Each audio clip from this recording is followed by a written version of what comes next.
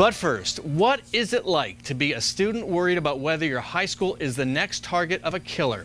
Two Valley High School students are leading dozens of others to ensure that doesn't happen here.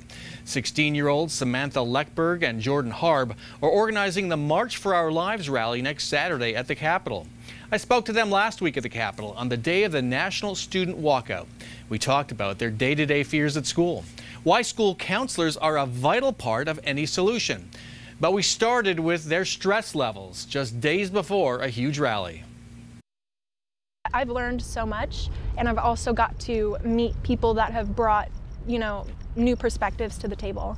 Jordan? The empowerment that I felt throughout this entire thing. I mean, like, look at today. We have, I don't know, maybe 100 kids here. I don't know any of them. I've never met any of these kids, and we're packing the viewing room. And that in itself is just insanely empowering. And I couldn't have gotten that feeling anywhere else but from doing this. And now you are leaders. You're in the limelight. You're doing interviews like these, which you probably couldn't have imagined. Yeah, it's been pretty overwhelming. What's the worst thing that's happened? How tough is this for you to get all this done? The stress. I mean, we're expecting turnout that possibly be as big as the Women's March, and that's what, 20,000 people?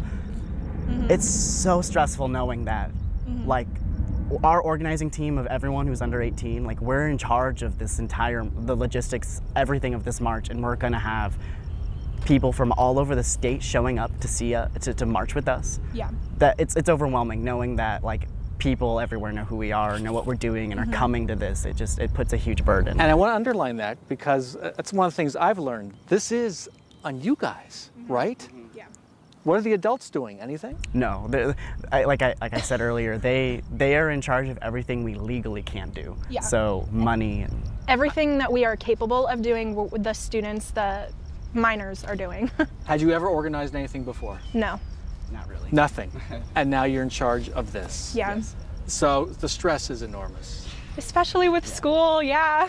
Oh yeah, you go to school, Yeah. right?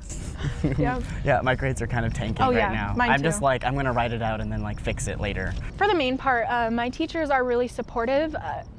Some teachers in particular aren't, they aren't letting something slide like I wish they would, but I understand, it's their job to make sure I get assignments and on time and everything.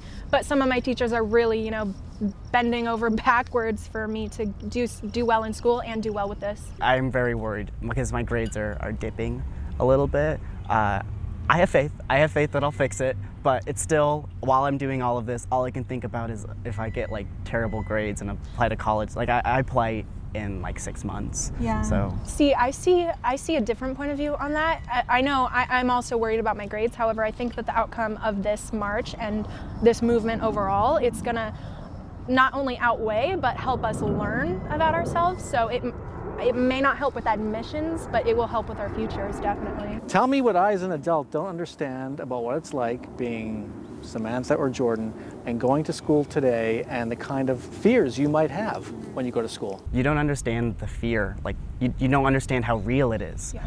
Every single day we go to school and we think about possibly dying. Yeah. There's not a single day you go without thinking about school shootings.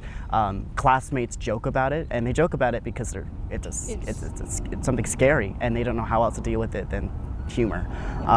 I'm in class sometimes thinking about like how I can defend myself. What bookshelves could I use?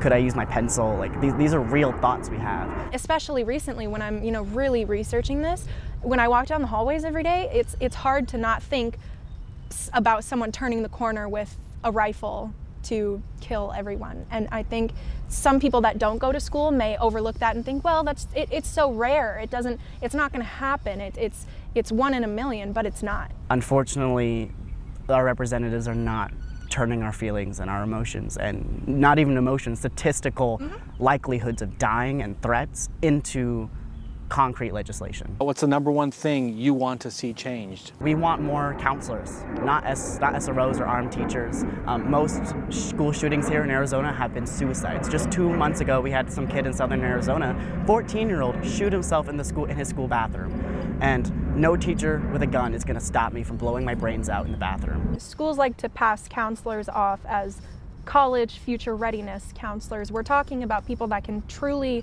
talk to the students and figure out if they are safe, if they are in the position of possibly hurting themselves or others. I go to a school of nearly 4,000 kids, yet I have a single psychologist.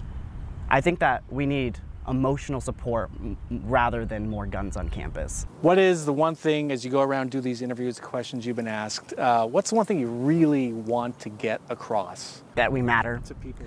That we're not, I'd also like to get across that we're not partisan. I've heard that too many times. And I said it at the press conference on Monday. I'm not partisan because I can't even vote. I can't vote until 2020. I am only here because our lives are not being put first. The counter protesters will be there and spreading fake news and spreading, you know, we're trying to politicize the deaths of mass shooting victims. That's not at all what we're doing. If this keeps happening and it's increasing like it has been, something needs to be changed. And how do we change it? Politics have to get involved. I read last week the March for Our Lives is the largest political movement by high schoolers in American history. Most of them, like Jordan Harb and Samantha Leckberg, are too young to vote. Here's a whole cold political reality. I told the students last week, if you don't register to vote, you're just cutting class. And that message goes to everyone age 18 to 25 because you don't vote. And if you don't vote, you don't get to complain.